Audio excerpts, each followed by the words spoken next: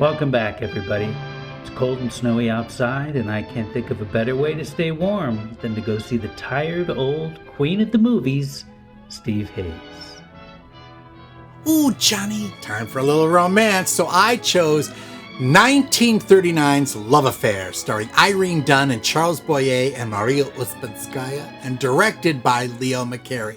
Now, this is the first version of An Affair to Remember, which was remade with Cary Grant and Deborah Kerr in 1958. McCarey had just finished working with Irene Dunne. They'd worked together on The Awful Truth, and she loved him, and he loved her infectious humor.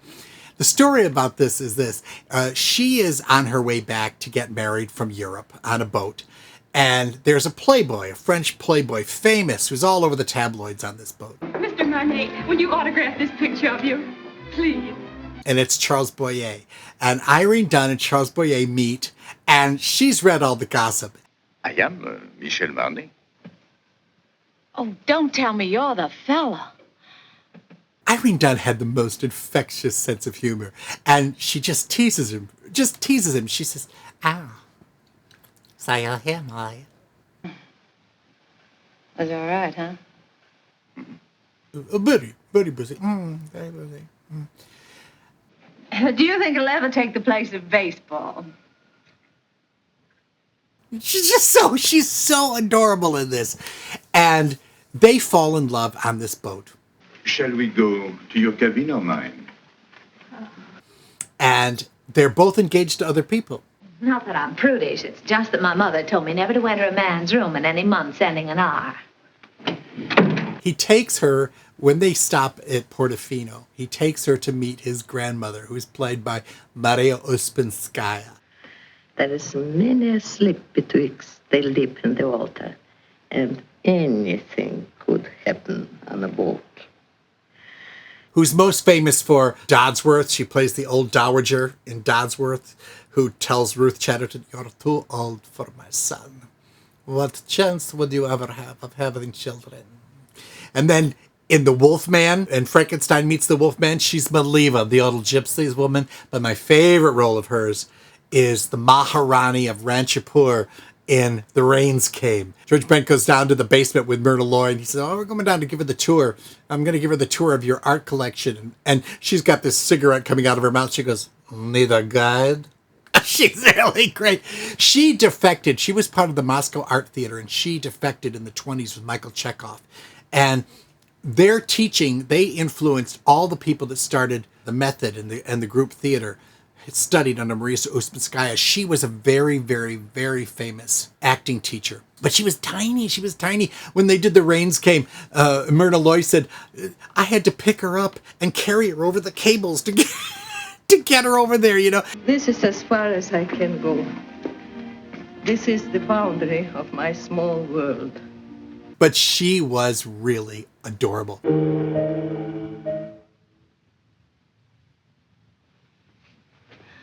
I don't like both whistles. Just before the boat lands, they decide that they've got to clean up. If they're going to get together, they've got to clean up their messes that they're headed into. We get in the morning. Mm-hmm. Will he be waiting? So they agree they're going to meet at a certain time on this day. In 6 months? Yes. That's July. July, yes. I've written out these directions. On top of the Empire State Building. So they go about their lives, and she breaks up her marriage, and he breaks up his marriage, and he's still all over the tabloids, and she sees it. And the day finally rolls around, and something happens. And I'm not going to go any further than that. Let's talk about you now. Oh, no, not tonight. Let's talk about me some other night. All right. Irene Dunne became a star with her very first Hollywood movie. She was touring as Magnolia in Showboat and was seen by a talent scout and was brought over and put in CIMARRON, which was this huge film version of Edna Ferber's book, which she always wrote about family generational things. And she got an Oscar nomination. After that, she was seen in these romances like with Robert Taylor that would happen, like Magnificent Obsession, the first version of that. But she was also doing musicals. She did Showboat. She played Magnolia in James Whale's version of Showboat. She had a beautiful voice. And Roberta. But all of a sudden, in the mid-30s, she did a comedy called Theodora Goes Wild, and nobody knew she could do comedy, and that sailed her off. She had delicious comedic timing. He must be a very fascinating fellow. Well, you can just imagine how attractive he is when I can resist so charming a person as you. She could do it all. Irene Dunne was like one of the great versatile actresses in movies. Charles Boyer had come over. He was the quintessential French lover. When he came over, he had that voice, come with me to the Casbah. I said to myself, don't beautiful women travel anymore? Evidently not. Then I saw you and it was all right. I was saved, I hope. He had that kind of romantic thing. And they would put him opposite Garbo in Conquest. They put him in Algiers with Hedy Lamarr. And he was in this. He was so gorgeous. And then he did All This in Heaven 2 with Bette Davis. I always wanted to work with the romantic lead Charles Boyer. And then when I met him, he was this short little balding man. And he was. What have you two been discussing? Leo McCarey, his movies are very, very sentimental, which I love. Well, until we meet again. This movie I think, is one of the great romances on film. Irene Dunne was nominated for an Oscar. Maria Ouspenskaya was nominated for the Oscar. It was up for Best Picture, Best Director. It was a really, really big hit.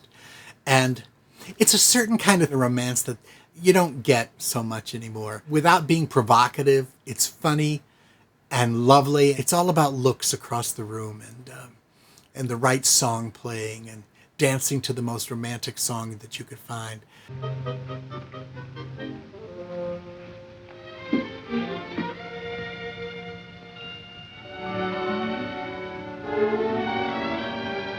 And I think if you want to cuddle up with the person you love, you couldn't find a better entry than Irene Dunne, and Charles Boyer, and the wonderful Maria Ouspenskaya in Leo McCarey's Love Affair. Let's all go to the lobby. They become a roof when the roof band plumps. Plumps, the roof band plumps, And the one is pulled and brought.